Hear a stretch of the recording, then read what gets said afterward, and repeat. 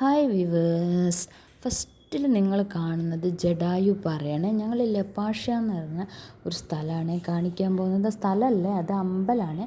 ഇതാണ് ലപാഷ ടെമ്പിൾ. ഇവിടെ നമ്മൾ കുറേ സ്റ്റെപ്പൊക്കെ കയറി വന്നാലാണ് ഈ അമ്പലത്തിൻ്റെ തിരുമുറ്റത്തെത്തുന്നത്. അവിടെ നിന്ന് കാണുന്ന ഫ്രണ്ട് ഭാഗമാണ് കാണിച്ചത്. ഇത് ലപാഷ ടെമ്പിളിൻ്റെ ബാക്കി ഭാഗങ്ങളാണ് നമ്മൾ കാണിച്ചുകൊണ്ടിരിക്കുന്നത്. അപ്പോൾ ഇതാണ് ലപാഷ ടെമ്പിളിൻ്റെ ഫ്രണ്ട് ഭാഗം. ഇതിൽ നമ്മൾ കയറിപ്പോകണം. കയറിപ്പോയി കഴിഞ്ഞാലും ഇതിൻ്റെ ഉൾവശമാണിത്. ഇതിൻ്റെ ഒരു പ്രത്യേകത എന്താണെന്ന് വെച്ചാൽ ഫുൾ കരിങ്കല്ലാണ് ഇതിൽ. അവിടെ നിന്ന് കാണാൻ പറ്റും നമുക്ക് ഈ ജഡായു പാറ. അവിടെ ചെറിയ സ്റ്റെപ്പ് ഇരുമ്പിൻ്റെ കോണിപ്പടികൾ കയറിപ്പോകണം. പക്ഷെ അവിടെ നിന്ന് കുറച്ച് താഴോട്ടാണ് ജഡായു പാറ. പക്ഷെ അമ്പലത്തിൽ നിന്നാൽ കാണാൻ പറ്റും. അത് ഞാൻ കൂടുതൽ സൂം ചെയ്തെടുത്തിട്ടുണ്ട്, അത് കാണിച്ചു തരാവേ. അപ്പോൾ ഇത് എനിക്ക് തോന്നുന്നു ഇതിൻ്റെ തറയിലൊക്കെ ഉള്ള കരിങ്കല്ല് കണ്ടപ്പോൾ എനിക്ക് തോന്നുന്നു പാറയിൽ പണിത ക്ഷേത്രമാണെന്ന് തോന്നുന്നു. പക്ഷേ ഇതിൻ്റെ തൂണുകളൊക്കെ എത്ര മനോഹരമാണല്ലേ. ശിവലിംഗവും നാഗങ്ങളൊക്കെ പാറയിൽ ചെയ്തിരിക്കുന്നതാണ്, കല്ലിൽ ചെയ്തിരിക്കുന്നതാണ്. എനിക്ക് വളരെ ഇഷ്ടപ്പെട്ട ഇതിൻ്റെ ഭംഗി എന്ന് പറയുന്നത് നമുക്കൊരിക്കലും വർണ്ണിക്കാൻ പറ്റാത്തത്ര ഇതാണ്.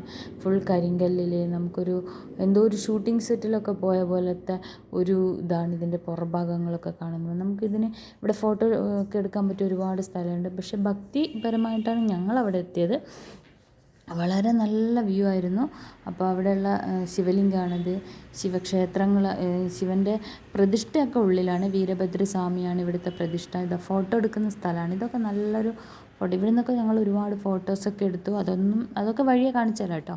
ഇപ്പം നമ്മളെ ടെമ്പിൾ മാത്രം ഒന്ന് നമ്മൾ കാണിക്കുകയാണ്. അപ്പോൾ ഇത് ആന്ധ്രാപ്രദേശിൽ നിന്ന് കുറച്ച് ദൂരം പോയി, എനിക്കറിയില്ല, ആന്ധ്രയിൽ നിന്ന് ഒരു വണ്ടി വിളിച്ചാണ് പോയത്. അതിന് കറക്റ്റ് സ്ഥലമൊന്നും എനിക്കൊന്നും മനസ്സിലായില്ല കേട്ടോ. യൂട്യൂബിൽ അടിച്ച് നോക്കിയാൽ മനസ്സിലാവേ. അപ്പോൾ അതിൻ്റെ ഉൾഭാഗങ്ങളൊക്കെയാണ് ഇവിടെ കുറേ ആൾ ഫോട്ടോസൊക്കെ എടുക്കുന്നുണ്ട്. നല്ല ഭംഗിയായിട്ടില്ലേ. ഇതിലൊരു പ്രത്യേകത ഉണ്ട് കേട്ടോ. ഇവിടെയുള്ള ഒരു തൂണിൻ്റെ അടിയിൽ കൂടെ നമുക്കൊരു ഷോള് ഇതൊക്കെ പുറത്തേക്കും അകത്തേക്ക് എടുക്കാൻ പറ്റും. നിലം കൊണ്ടിട്ടില്ല, വായുവിൽ എയറിലാണ്. മേൽഭാഗം മാത്രമേ ഭിത്തിക്ക് കൊണ്ടിട്ടുള്ളൂ. മേൽഭാഗമൊക്കെ നമുക്ക് വാർപ്പൊന്നുമല്ല, എല്ലാം കല്ലിൽ തന്നെയാണ് ചെയ്തിരിക്കുന്നത്. ഒരു അത്ഭുതം പോലെ നമുക്ക് തോന്നുന്നൊരു സ്ഥലമാണ്. ഒരു അത്ഭുതം തന്നെയാണ്.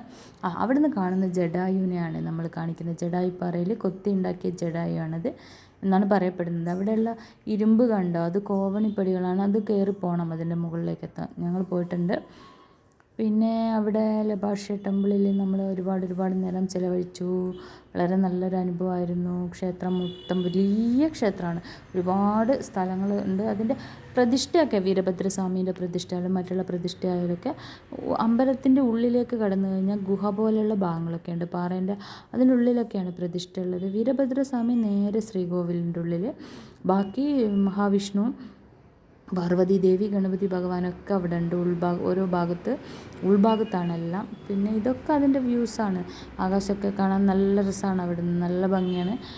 അപ്പോൾ ഓക്കെ, സബ്സ്ക്രൈബ് ചെയ്യണേ.